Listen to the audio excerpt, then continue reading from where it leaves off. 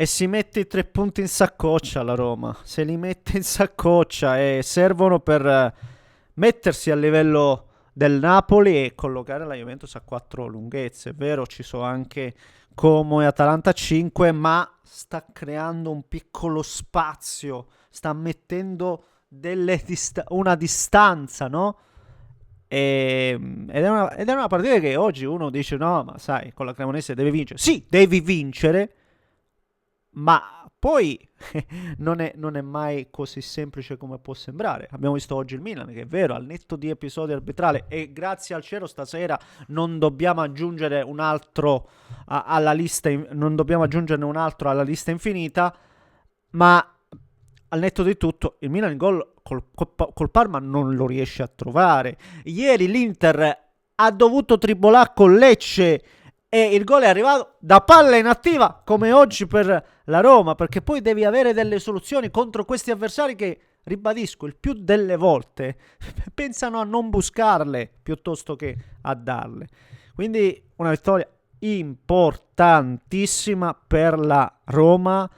E adesso, ragazzi, ribadisco, da quando è arrivato Malen, questa squadra, perché poi al netto anche di stasera, tu dici non ha segnato, magari forse un po', però movimenti, no? Streccia le difese avversarie, lo vedi con questa gamba svelta. E poi non solo lui, Venturino è entrato bene, è ritornato con Emmez al campo, quindi mette sostanza e ti puoi permettere un Pisiglia a partita in corso che diventa devastante. Ne abbiamo di argomenti, calma, calma, ci arriviamo. Prima, come al solito, vi invito a spolliciare per soddisfare l'amico algoritmo. Iscrivetevi per seguire i prossimi contenuti, vi metto tutto in descrizione, mi raccomando. Gli altri profili social, TikTok, facciamo live, c'è un po' di tutto, per cui seguite un po' ovunque. Grazie signori miei per il vostro supporto, sempre graditissimo. E din don la campagna, grazie.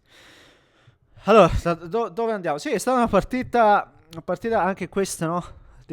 Sono quelle partite che poi passa il tempo e diventa un po' complicato sbloccarle. Devi trovare delle soluzioni e quella delle palle inattive sicuramente può essere importante.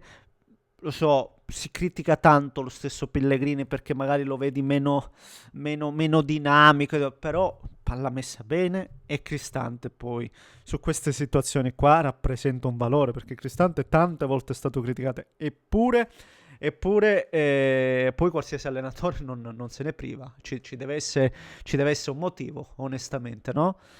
E la Roma piano piano, una volta che una partita del genere, poi una volta che l'hai sbloccata, la porti a casa. Perché la porti a casa? Perché la Roma, e andiamo al dato più significativo, ribadisco, è un dato che spesso e volentieri tendiamo troppo a sottovalutare, ma va ogni volta e puntualmente rimarcato, al netto dei clean sheet, dato anche questo significativo per la Roma. Adesso non so con la precisione quanti ne abbia collezionati Svilar, ma ancora una volta la Roma è nettamente la miglior difesa del campionato. E in Serie A, quando sei la miglior difesa, solitamente stiamo parlando di una squadra che a fine stagione vince lo scudetto.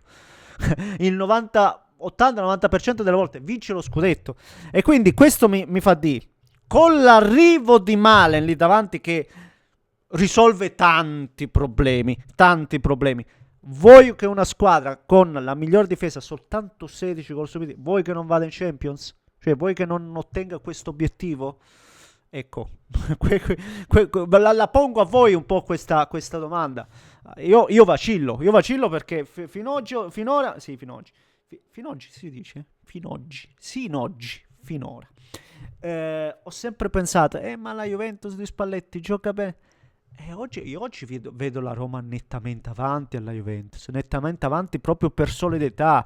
La Roma, i gol che prende la Juventus, ma la Roma non li prende mai. Non ci sono mai quelle sbavature così clamorose, quelle defiance. Mai. E questo è importante, questo è significativo. E la prossima gara, credo, ci dirà tantissimo. E secondo me la Roma può giocare su 2 risultati su 3, anche se essendo in casa uno dice dobbiamo provare a fare bottino pieno, a fare l'exploit, senza ombra di dubbio, anche perché, come dicevo prima, attenzione, perché adesso la corsa non è solo sulla Juve, ma ci sono comunque Atalanta e Como che secondo me daranno filo da torcere, e rientra nel circuito anche il Napoli stesso, che oggi è vero ci sono state discussioni, però stava vincendo e poi ha subito 2 gol. Con questi infortuni il Napoli stesso non è la stessa squadra, no, di inizio stagione, o quello che pensavamo, per motivi abbastanza evidenti, e l'abbiamo detto più volte. Quindi per la Roma oggi è veramente una giornata di grazia assoluta. È una squadra che alla Roma non è stato regalato nulla quest'anno. Non sto parlando di episodi arbitrari, anche se non è stato regalato nulla, nel senso che è davvero, che ne so, è quarta a 50 punti insieme al Napoli. Di certo non ne merita di meno, di certo mi sento di dire, anzi tantissime problematiche anche loro, sappiamo la situazione lì davanti. E a proposito di questo, io oggi ho visto Venturini entrare bene, quindi non è solo Malen che comunque streccia sempre la difesa avversaria e ti porta sempre un po' a spasso, vedi sulla traversa di Mancini nel primo tempo, è comunque lui che fa un grande movimento. Il secondo tempo lo vedi sempre con questa gamba leggera, gli sta dando anche più minutaggio, quindi anche a livello di condizione, perché qualcuno prima diceva ma lo toglie troppo preso, perché secondo me ancora non era neanche a puntino come piace a Gasp. E quindi tante ti offre tante variabili. Insieme a Malen gioca meglio la squadra stessa. Le palle inattive, ripeto ancora una volta, sono un fattore positivo per la Roma. Oggi con il rientro di Koné in mezzo al campo, lo dicevamo prima, puoi permetterti un Pisilli che comunque nell'area di rigore è davvero devastante, cioè, entra sempre con i tempi giusti, trova gol, l'abbiamo visto benissimo. E poi ritornando sempre alla fase difensiva, la Roma anche oggi 6 2-0, partita messa in ghiaccio. Vardy fa una grandissima giocata, non so se avete visto lo stop. Svilar mai impiegato, mai, quindi praticamente inoperoso, non è facile. Nelle uscite è clamoroso Svilar. Nelle uscite è certamente il miglior portiere, forse non solo della Serie A. Nelle uscite è devastante, ti ruba sempre il tempo, ti chiude gli angoli. Nelle uscite non ce n'è per nessuno. Ed è andata a prendere quella palla su Vardy e non l'ha nemmeno fatto calciare.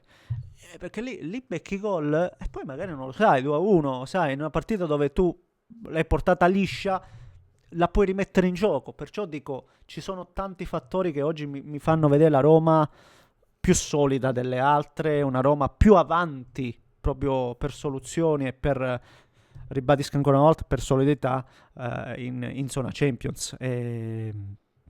Complimenti, veramente un lavoro enorme, iniziato, e ribadisco ancora una volta, si vede, iniziato con Ranieri e adesso portato avanti col Gasp. Tanta roba. Breve chiosa, rischia adesso, la Cremonese di Nicola rischia perché non vuole proprio più neanche provarci di giocare a pallone, perché si chiude solo a Ricci, una squadra che sembrava ad una certa salva, invece adesso è lì, è proprio in zona retrocessione, per cui la Cremonese rischia tantissimo, tanto. Fatemi sapere cosa ne pensate voi, commentate, likeate, se volete iscrivetevi al canale. Un grande abbraccio da Neschi.